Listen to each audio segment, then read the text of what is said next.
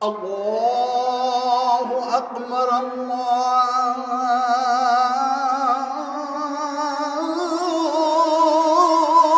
আকবার। মসজিদটিতে আজানের সময় দেখা মেলে সাপের। অজু ও নামাজের সময় উপস্থিতি অনুভব করা যায় অতি প্রাকৃত শক্তির। রাতে মসজিদে একা অবস্থানের সময় নানা ঘটনার সাক্ষী হয়েছেন মুসল্লিরা। তাই এখনো রাতে মসজিদের ধারে কাছে ঘেঁষতে চান না কেউ। 278 বছর আগে মুঘল আমলে নির্মিত এক গম্বুজ বিশিষ্ট মসজিদটি ঘিরে অস্বাভাবিক এমন ঘটনার কথা গ্রামবাসীর মুখে মুখে।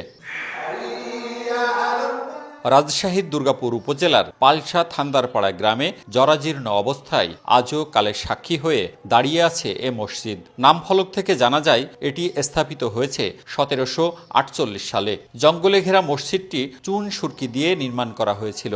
100 বর্গফুট আয়তনের মসজিদটিতে দু কাতারে 4 থেকে 5 জন মুসল্লি নামাজ আদায় করতেন। কথিত আছে আশেপাশের 5 গ্রাম থেকে একজন করে মুসল্লি এখানে জুম্মার নামাজ আদায় করতেন। মূলত 1988 সালে একটা বট গাছের চিত্র পাইছিলাম ওয়ালে, নিচের দিকে ভেঙে যাচ্ছিল প্রায়।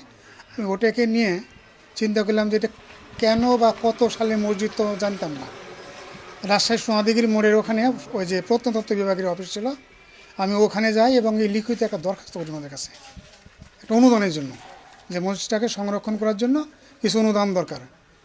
তো ওখান থেকে আমাকে বলা হলো যে আপনারা কোনো অনুদান পাবেন না, তবে একটা কাজ আমরা করে দিতে পারি, এটা কত সালে নির্মিত এটা আমরা আপনাদেরকে বলতে পারবো।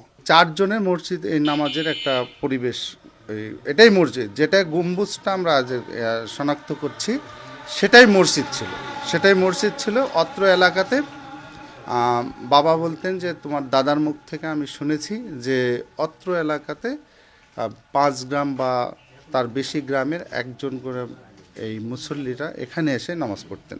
2020 সালে এক গম্বুজ মসজিদের অবস্থান ঠিক রেখে সামনের দিকে নতুন করে মসজিদ পুনর্নির্মাণ করা হয়েছে।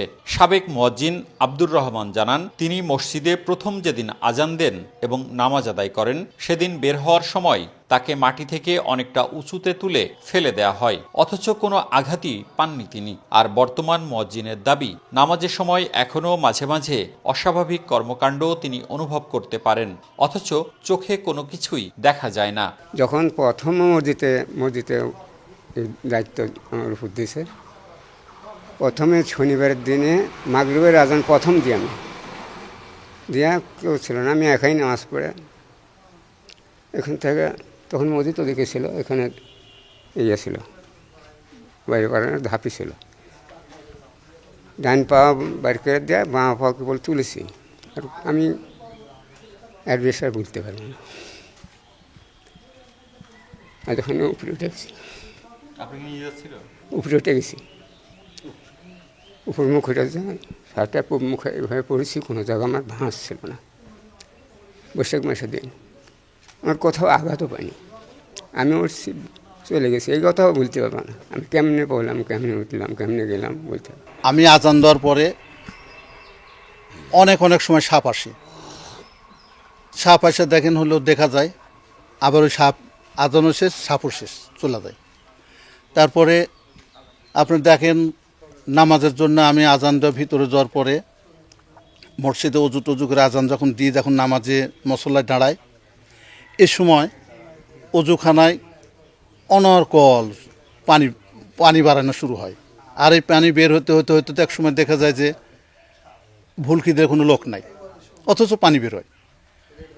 এই অবস্থায় আমি অনেক কয়েকদিন টালি করে দেখছি, কিন্তু লোক আমি দেখতে পাইনি। কিন্তু একদিন প্র্যাকটিক্যাল খুব সুন্দর একটা হলো লোক আমার পিছনে, স্বাস্থ্য ভালো, আমি পিছনে তাকায় দেখি যে খুব স্বাস্থ্য ভালো।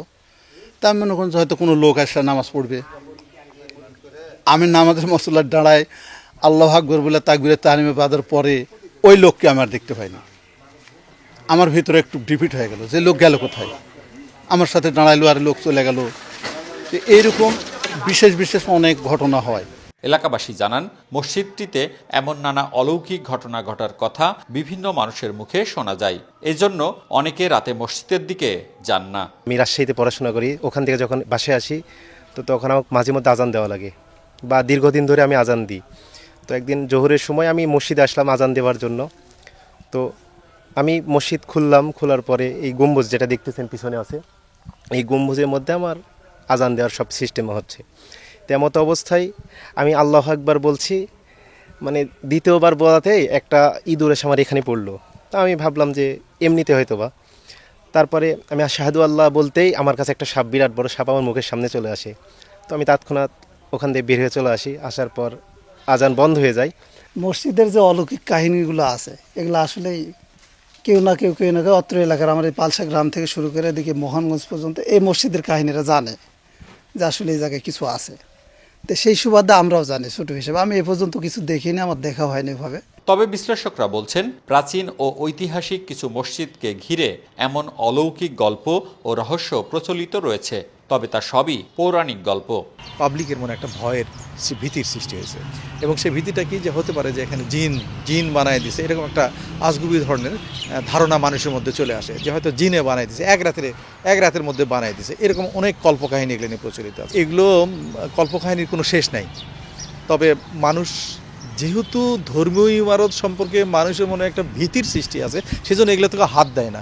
এলাকাবাসী বলছেন, নিজস্ব অর্থায়নে যতটুকু সম্ভব তারা মসজিদটিকে সংরক্ষণ ও সংস্কারের চেষ্টা করেছেন। তবে সরকারি পৃষ্ঠপোষকতা পেলে স্থাপনাটি আরও টেকসইভাবে সংরক্ষণ করা সম্ভব বলে মনে করেন তারা। মওদুদ রানা, সময় সংবাদ, রাজশাহী। মা, পিম্পল 5 দিনেই চলে যাবে। যাবে না মা। যাক, নিমের 5 অংশের পাওয়ারে 5 দিনেই দূর হবে পিম্পল। হিমালয়া পিউরিফাইং নিম ফেস ওয়াশ।